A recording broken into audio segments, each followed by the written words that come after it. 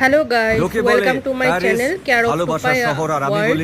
আশা করি তোমরা সবাই ভালো আছো। আজকে একটা ডেস্টিনেশনের জন্য বেরিয়ে পড়লাম।